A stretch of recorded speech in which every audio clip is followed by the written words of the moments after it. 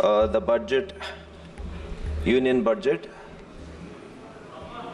At the beginning, I would like to congratulate Honorable Finance Minister for a record 7th consecutive budget presentation. I really acknowledge our Honorable Prime Minister and all our leaders of the party.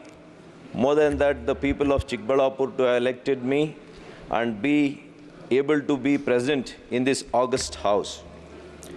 Madam, this budget strikes a very fine balance between financial prudence and social welfare. I would like to call this budget as a pragmatic budget. It reflects the Prime Minister's vision for Viksit Bharat, where farmers prosper, poor lead a life of dignity, the middle class get their due for their hard work, and the Indian enterprise get a boost. It ensures that it empowers all sections of society to attain the prosperity. And they have laid down the 9 priority areas, which I would not like to repeat because the other members of the House have already repeatedly mentioned it. It's unfortunate, Madam Speaker, that the opposition leaders, few members, has termed this budget in a very negative way by saying it's like a kursi bachao budget. This budget appeases the alliance partners. This budget is like a Dravidian budget. And this budget is like a copy of our manifesto. And one of the members says, this is our chief minister's, it is just the replica of the chief minister's budget copy. Madam Speaker, I would like to term this budget as, this is a Kisan Bachao budget. This is Nari Shakti Bachao budget. This is a Yuva Shakti Bachao budget. This is a Garib Bachao budget. This is a Indian economy Bachao budget. And this is the Desh Bachao budget. Madam, Garibi Hatao, Desh Bachao was a slogan in 1971. They won the election also. But who did remove the poverty in this country, madam? It is the economic survey says about 113 million Indians, they are out of poverty during our able Prime Minister Modi's regime and not the earlier regimes.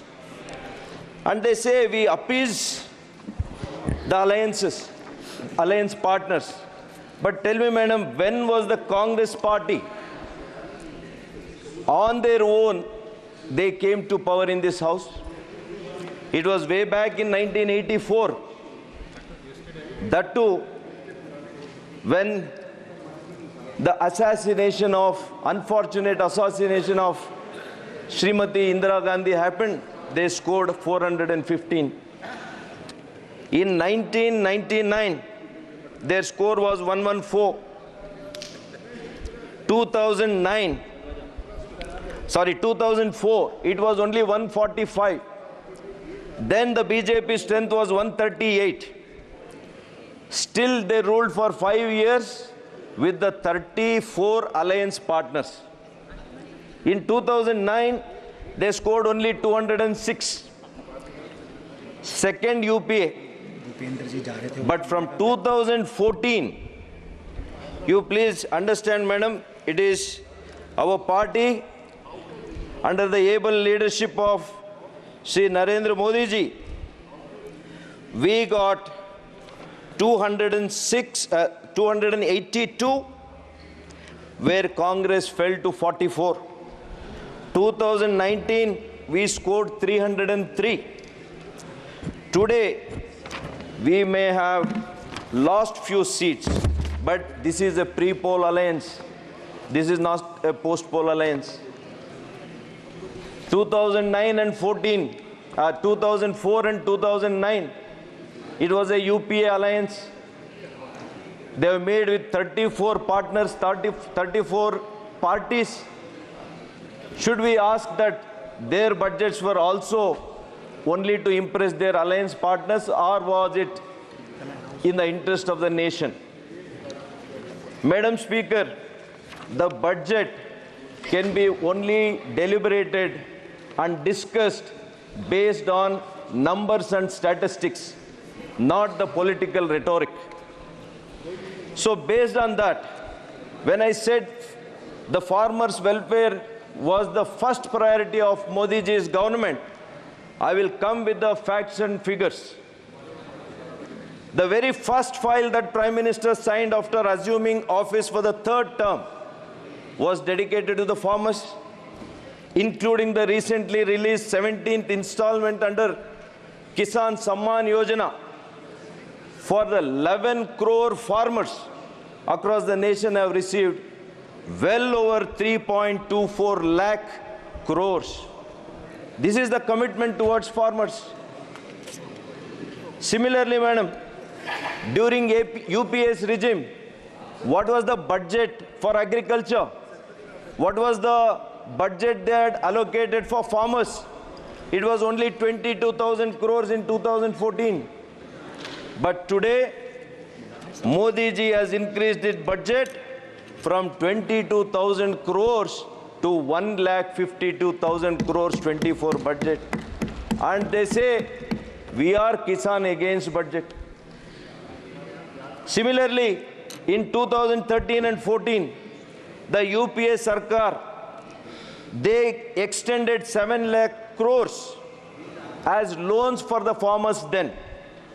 But whereas Narendra Modi ji's government provided 19 lakh crores to the farmers today. Madam, we have experienced in this last regime a very unique situation. One is the COVID pandemic. The second one is the Russia-Ukraine conflict, because of which internationally the fuel prices, fertilizer prices, they increased globally. But Prime Minister Shri Narendra Modi ji ensured he did not pass any burden to our farmers. This is the commitment of farmers. The total fertilizer subsidy during 13-14, they have given only 73,000 crores.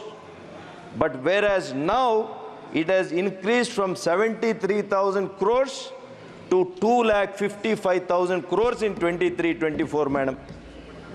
Let us come to MSP. They're normally, madam, this is the first time I'm speaking. Please allow me 3-4 minutes. I will make very, very valid points based on statistics and numbers only. The MSP, madam, their pet subject.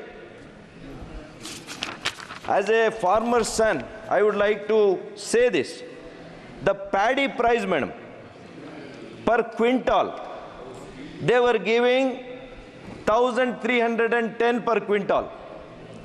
But what is the increase that Modi ji's government gave, madam, today, 23-24?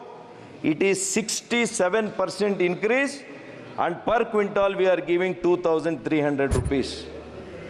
And the jowar, they were giving only 1,500 rupees per quintal, whereas our government gives 3,371 rupees per quintal, which is 112% increase. Similarly, madam, pulses, oil seeds. For example, I would like to quote only one, moong dal. Moong dal per quintal, during UPA's regime, it was only 4,500 rupees per quintal. But today, it is 8,682 rupees per quintal. It means there is an increase of 124% during our government. As I said, this year a provision of 1.52 lakh crores has been made for the sector of agriculture to the benefit of farmers, doubling their income, madam. and cooperative federalism. They speak. But it is Modi ji's government, in the true spirit of cooperative federalism, has accepted the recommendations of 14th and 15th Finance Commission. Over the last decade, around 41 to 42% of central taxes have been shared with the states. A substantial increase from the earlier devolution share of 32 to 32%. So what I would like to say, madam, today the fiscal deficit is reduced, and Finance Minister has already said from 5.5%, the aim is to bring it below 4.5%. So I would like to conclude by saying, I would like to quote Swami Vivekananda's last quote, because, madam, Modi ji's government is for welfare of people. I quote, appreciation or no appreciation, I am born to organize these young men. Nay, hundreds more in every city are ready to join me. And I want to send them rolling like irresistible waves for India, bringing comfort, morality, religion, education to the doors of the meanest and most downtrodden. And this I will do or die. This is exactly what the Modi government will do for youth, madam. Whether you appreciate it or not, we will continue our commitment towards the youth of this country. Whether you criticize and mock us, doesn't matter. We will live for youth, Mahila, farmers, Kisan, and every segment, every section of this country, madam. This is our government's strong commitment. Thank you very much for the opportunity given. ಕನ್ನಡಿಗರ ಮೆಚ್ಚಿನ ನಿಮ್ಮ news 18 Kannada ಈಗ ವಾಟ್ಸ್ಆಪ್ನಲ್ಲಿಯೂ ಲಭ್ಯ. ಕರ್ನಾಟಕ ಮತ್ತು ದೇಶ ವಿದೇಶದ 360 degree ಸುದ್ದಿ ವಿವರವನ್ನ ನೀವು ನಿಮ್ಮ ಕೈ ಬೆರಳುಗಳಲ್ಲಿಯೇ ಪಡೆಯೋದಿಕ್ಕೆ ಈ QR ಕೋಡ್ ಅನ್ನು ಸ್ಕ್ಯಾನ್ ಮಾಡಿ. ನಮ್ಮ ಚಾನೆಲ್ ಅನ್ನು ಫಾಲೋ ಮಾಡಿ, ನೋಟಿಫಿಕೇಶನ್ ಆನ್ ಮಾಡಿ.